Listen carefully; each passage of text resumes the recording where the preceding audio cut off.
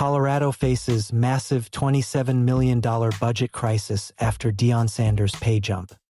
Colorado athletics has experienced turbulence before, but nothing quite like the storm that now hovers over Boulder.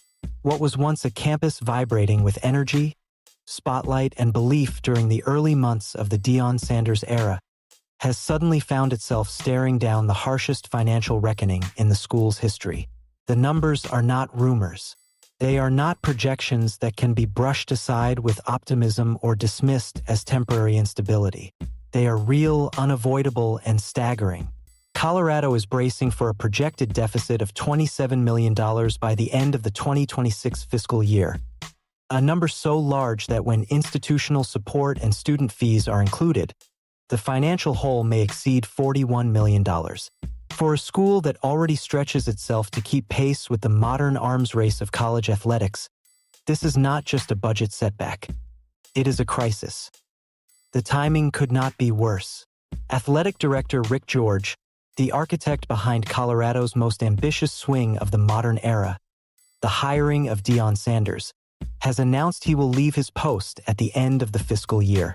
His exit comes precisely when leadership is needed most. As Boulder tries to navigate the complexities of this deficit, the man who has long served as its steadying hand will be stepping away. Inside the walls of the athletic department, there is no illusion about the challenge ahead. Even with desperate efforts to bring in last-minute sponsorships, to draw donations, and to maximize revenue from concerts at Folsom Field, the truth only becomes clearer. The math is unforgiving, and the climb is steep. The eye of the storm naturally centers around football, the same program that brought Colorado national relevance, national television windows, and unprecedented ticket demand when Sanders first arrived in 2023. Back then, Folsom Field was sold out every week, merchandise flew off shelves, and the cultural impact of Coach Prime seemed limitless. But the buzz faded faster than Colorado ever expected. The Buffalo's 3-9 campaign in 2025 created a ripple effect in ways that extended far beyond the win-loss column. Fewer wins meant fewer eyes. Fewer eyes meant fewer dollars. And in the unforgiving calculus of college athletics, momentum is currency, a currency Colorado suddenly found itself running out of. In March, even as the program's on-field performance lagged, the university made a dramatic decision. It nearly doubled Deion Sanders' salary, pushing him past the $10 million per year mark. The reasoning was clear. Sanders is more than a coach. He is a brand, a megaphone, a force capable of commanding national attention at a moment's notice. Colorado believed investing in that visibility and in the potential of what Sanders could still build was essential. But with attendance dipping, donor enthusiasm cooling, and the team struggling, that salary bump has now become part of the broader conversation. Not the cause of the deficit, but certainly a symbol of the gamble Colorado made on stardom and its accompanying risks. Yet the financial pressure extends well beyond Sanders' contract. The university is preparing for a new economic era in college sports, one shaped by the House v. NCAA settlement, a landmark agreement that effectively institutionalizes pay-for-play through revenue sharing. Colorado could owe up to $20.5 million annually to athletes, a number that will only increase as the cap rises by 4% each year. It is a seismic shift, one that redefines what athletic departments must budget for and makes the margin of error almost non-existent. Even schools with massive donor bases and deep pockets will feel the hit. For Colorado, whose football resurgence is still delicate and whose financial foundation is far less stable than the giants of the SEC or Big Ten, the strain is already visible. University officials are trying to calm the waters. They insist that no sports will be cut, no scholarships reduced, no commitments to athlete welfare compromised. They maintain that tuition dollars and state funding will not be diverted to cover the deficit. But those assurances have been met with skepticism. Former Board of Regents member Jack Kroll, who understands the internal financial machinery as well as anyone, openly questioned the idea that athletics and institutional finances can remain cleanly separated. Money is inherently flexible, he said. acknowledging the uncomfortable truth that eventually, if the deficit deepens, the university itself may have little choice but to intervene. Colorado is not alone in its struggle. Data from the Knight Newhouse College Athletics database, housed at Syracuse University, paints a picture of a national landscape strained almost to its breaking point.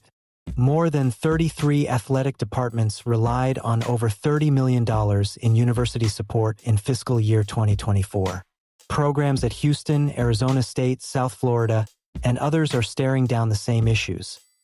Rising nil obligations, unpredictable donor fatigue, escalating coach salaries, and declining returns on football investments that once felt like sure bets. College sports has entered a financial era where even the most resourceful departments operate with thin margins and constant uncertainty. But the situation in Boulder feels uniquely volatile because so much of it hinges on an experiment unlike anything college football has ever seen. When Sanders arrived in 2023, the splash was immediate and undeniable. He brought celebrities to the sideline, networks to the campus, and millions of eyes to a team that previously struggled to fill half of Folsom Field. He redefined Colorado football's identity overnight. Yet building a sustainable winner requires more than energy.